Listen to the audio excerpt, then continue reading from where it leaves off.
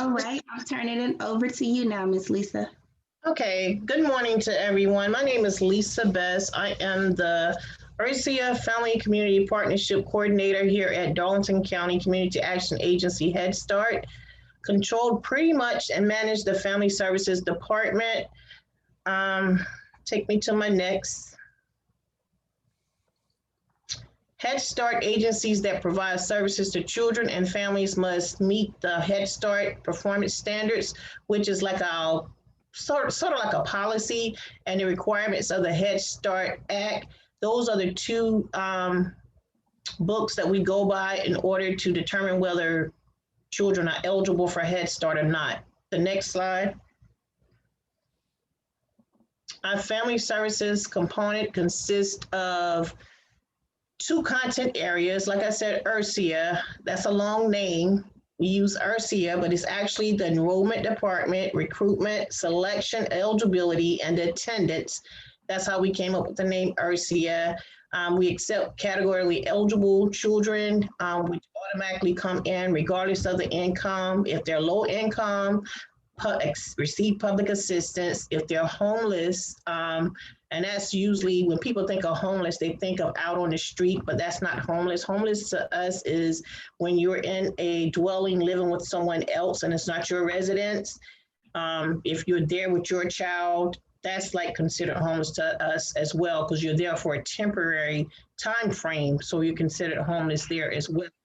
Or families that may have 3 or 4 families living in one household, that's also considered homeless. And then the foster care piece, any families that have involvement, whether the child is in foster care, which is out of the home, in a foster care home, or if the child is involved with Child Protective Services and that child is placed with another relative or a family friend, we also consider that foster care. So those 4 individuals, the low income, public assistance, homeless, and foster care children automatically qualify for Head Start. We do accept 10% of enrollment of children with disabilities. We are required to have at least 10%. And again, disability does not mean like you are totally disabled. It could be the child receiving speech services, occupational services, have an IEP or 401 plan or something like, no, I'm sorry, 401, IEP plan or something in that nature, 504 plan, any developmental delays that a child may have, more than likely they could probably qualify under that disability category. We have the family engagement, which is the second part of what I supervise. The family engagement consists of, once we get those families enrolled into Head Start, we meet with the families to do an assessment to see what services they may need to help them become self-reliant on themselves. Pretty much trying to move them if they're on state benefits or on living off the system. We try to encourage them and reach out to different resources in the community to help those families get off the system so they can better serve their family, and just teach them anything, any training needs they may need or any information they want to know anything about. And that's where our community partners like First Steps, Care South, and any other, Rubicon, whatever the services may need, each individual family has an individualized treatment plan or case plan that we call it. Once you do that assessment, you set up to see if they want to work a family partnership. If they do, then we'll try to help them meet those needs that they need assistance in meeting. If the family says they're fine, they don't need any services, of course, we can't make them do any services. But if I tell my staff, if they, after doing that thorough assessment on that family, if they see needs that the family may need, because sometimes families don't know that they need services or don't know that there's services, resources out there to help them, just throw it out there to them. Again, we can't make them do it, but we do advise them, to help build that self-sufficiency for their family. The next slide. Okay, right now we have 2 locations. Last year we had 3 locations. We had 2 locations in Hartsville, but we combined our St. Joseph Head Start as well as Butler Head Start in the new site at Washington Street Elementary School. So we are now called temporarily Hartsford Head Start with those two centers combined together. We have 188 children slots that we have. Of course, during the COVID, we don't have all those slots filled. We're still working virtually right now. They're looking at bringing the children, well, some of the children back in. We're going to do virtual and on site. We're looking at bringing them back in the Monday after spring break. Our second site is in Darlington. They have 112 slots out there. And out of that, we actually like 8 shy from being full out there for whatever reason. MG, the Darlington area, I guess because it covers so much, they fill up quicker than the Hartsville site. But MG is in the middle. You have in-town Darlington, on the outskirts of Darlington, Society Hill, all of those, Centerville, Green Hill, Hartsville, well, on the outskirts, outside of Hartsville, all those children can go to MG. So MG usually fills up pretty quick, but we do serve both those sites.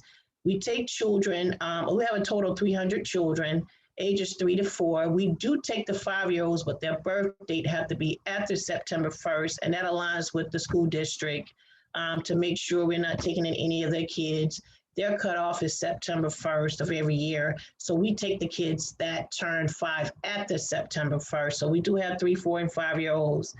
Again, Head Start serves the low-income families and children through a comprehensive approach to ensure our children are ready for school. Families are ready to support their children's learning, and schools are ready for our children. And next slide, please. Then family engagement, that's what I just went over earlier about the innovative parent engagement to work with the families and stuff. So that's it pretty much in a nutshell, trying to get that family self-sufficient. Go to the next slide, please. Same thing, family engagement is collaborative and strength-based process through which early childhood professionals, families, and children build positive and goal-oriented relationships. Those professionals would be our community partners like First Steps, Care South, or any other partners within the community. We all work together because we serve some of the same families. So we try to do what's best and get those resources from them to assist our families. We're always referring and always sharing information with our parents of our community partners and other professionals. It also honors and supports the parent-child relationship that are central in a child's healthy development, school readiness, and well-being, and just being a part of your child's schooling, your child's life, enhances that opportunity for that child to succeed. The Office of Head Start Parent, Family, and Community Engagement Framework is what we pretty much work around, and it's a guide to learning how family engagement promotes the positive, enduring change for children, families, and the communities. On that next slide, that's the PFC framework that we usually go by. If you see the blue column on the family outcomes, these are the different sections that we work to achieve, and the child outcomes is on the right of that. But we work on the family well-being, positive parent-child relationships, families as lifelong educators, working with you to teach you how to help your child during schoolwork, like virtually now, virtual sessions and stuff. That's a lot of stress for a lot of people. Meeting with the teacher working with you and helping you how to work on some of the same stuff they're working on in the classroom to enhance your child's education. Families as learners, family engagement and transition. That's when they're transitioning over to public school.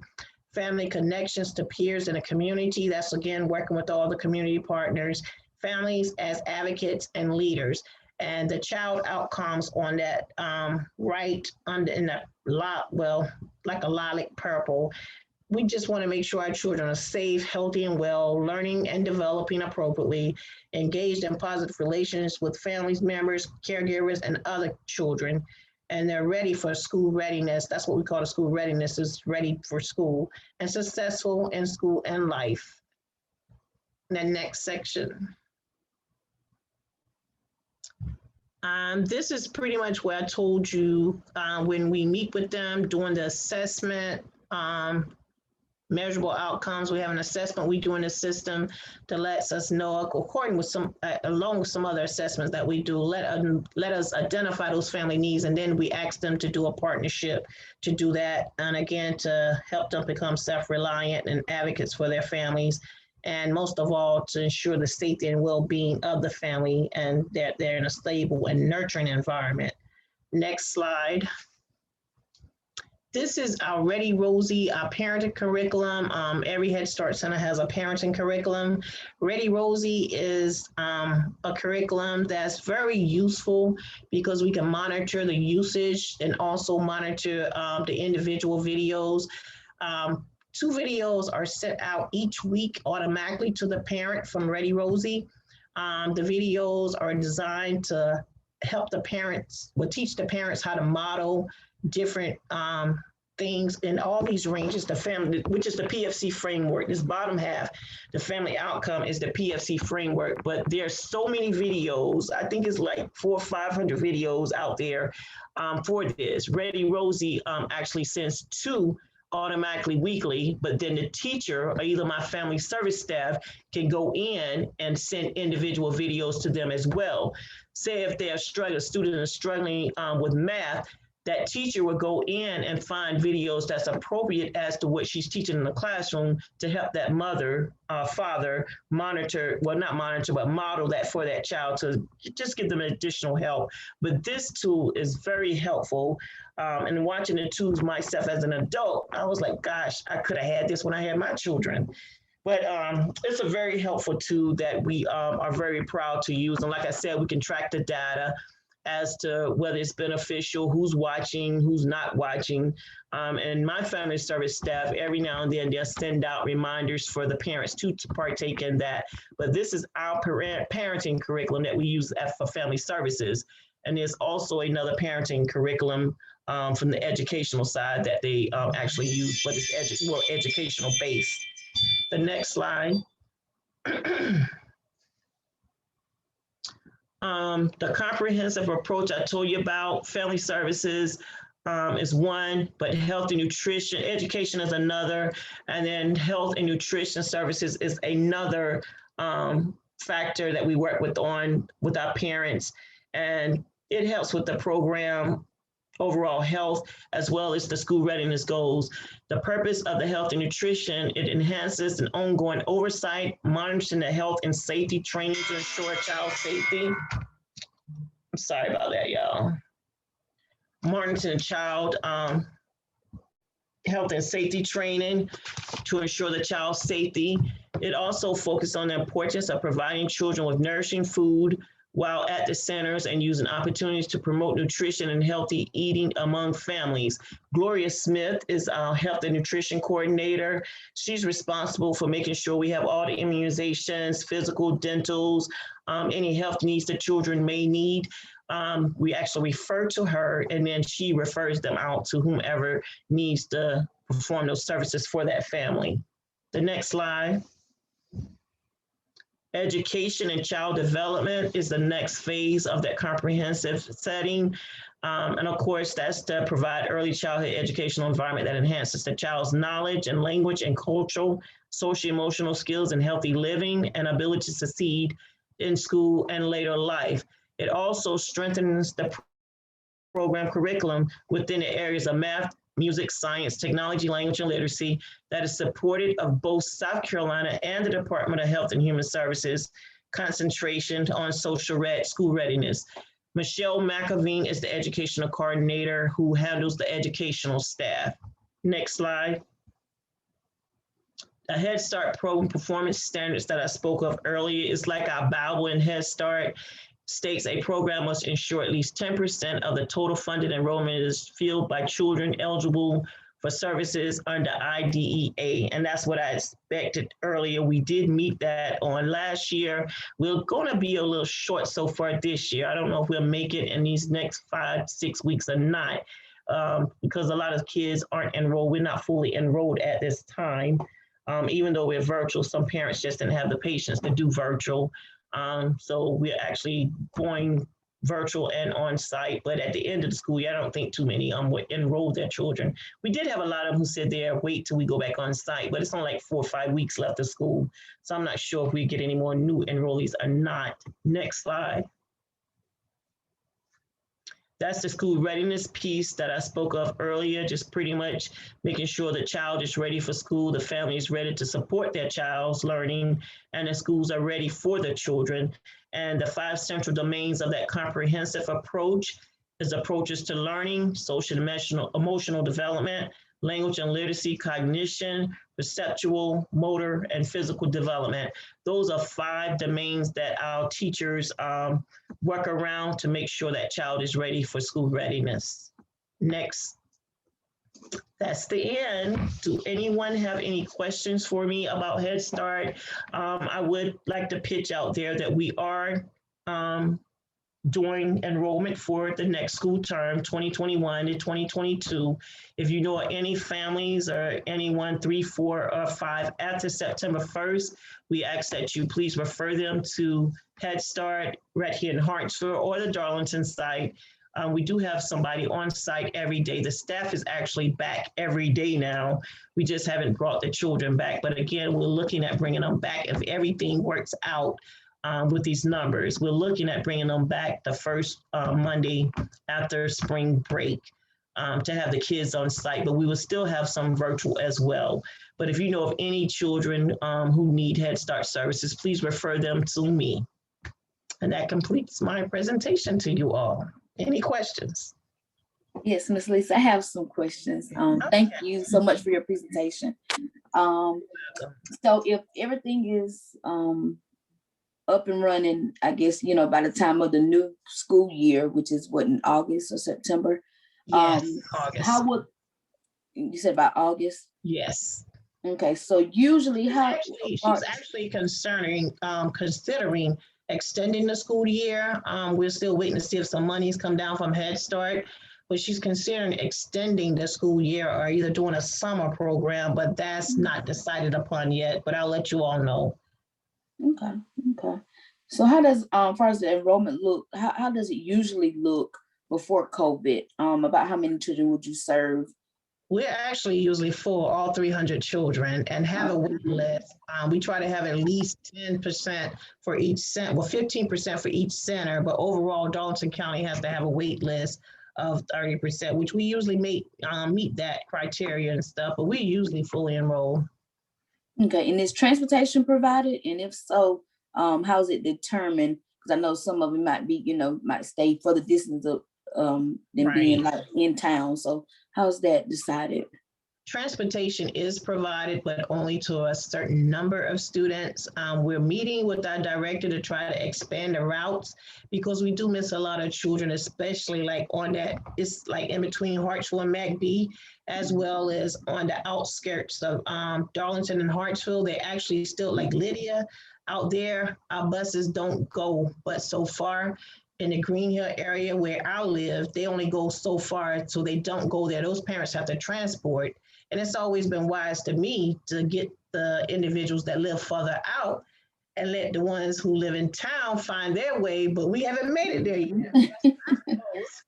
And we're going to extend the routes altogether because it's real hard for transportation. And then you have multiple children going to school, parents, it's really rough for them, but we're trying to get that expanded, but it is limited right now. And that hurts us a lot, especially with all the competition coming because the school district, Montessori school, Bay Road, everybody, transport their kids. So we're looking at expanding out. Okay. And where could I go, or if anyone is interested in signing their child for school, could I go on site or is it available online? Yes, I'm sorry I didn't share that. Thank you. Okay. You can come here to the site. Like I said, someone's here every day.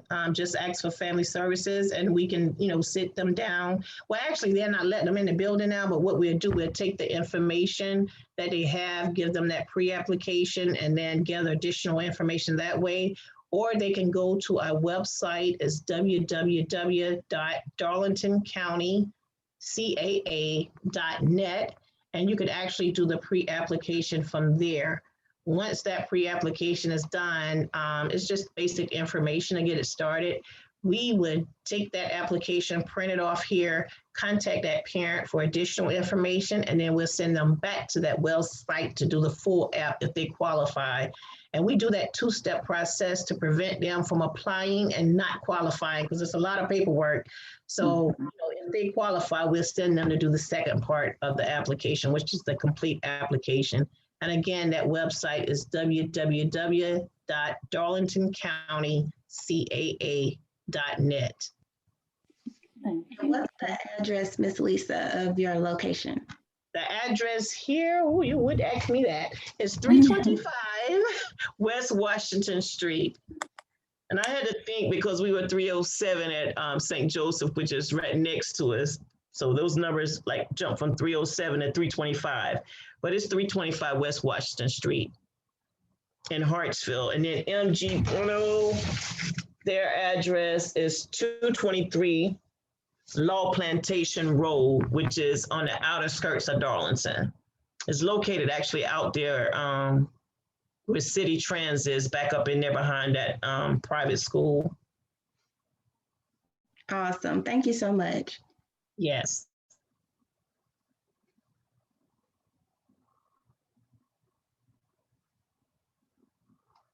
I'm sorry, I was trying to add the email address in the chat box. I'm not sure if it's in there or not. It is. So we have the email address here for Head Start. And Miss Lisa, could you share your telephone number with us too, your contact? Yes, ma'am. It's 843-332-6593.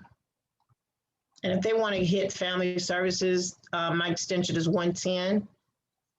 And then I'll just transfer, if needed, to one of my staff. But that's 843-332-6593. Got it. Thank you so very much. Does anyone have any questions for Miss Lisa?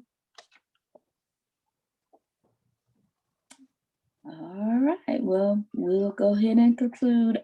Again, Miss Lisa, we really appreciate for you taking time out to present to our families today. If there's anything that First Steps can do, let us know. We're only a phone call away.